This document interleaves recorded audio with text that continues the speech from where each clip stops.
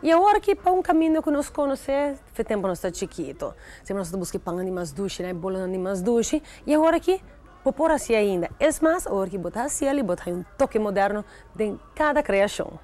FNB.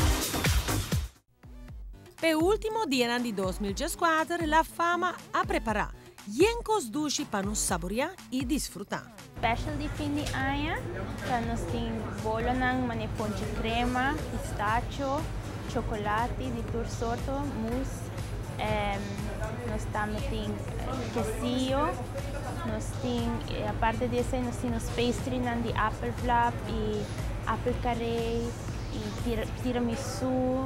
Amplia variedade em bolo, pero também tem snacks bons surtir para qualquer ocasião. Nós também temos nos snacks ng mga paket para para fiesta ng pedido especial de blaze brooches e diferentes tipos de snacks ng chiquito. Nós também temos pan de jamón aqui, machadushi, nós temos grande e chiquito.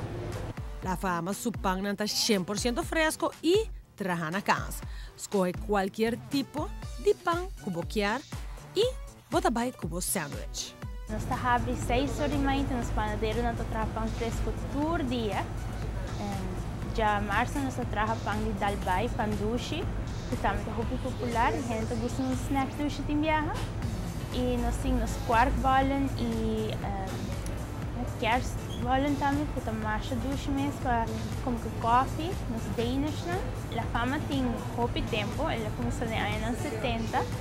Agora que nós renovamos o lugar com bakery e pastry, assim negócio um pouquinho mais grande.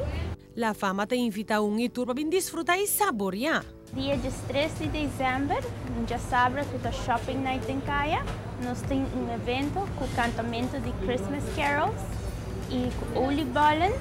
E também nós também temos special, é dia 8, para a gente vir visitar-nos e comer doce nos negócios e desfrutar o ambiente de Páscoa e Ano Novo.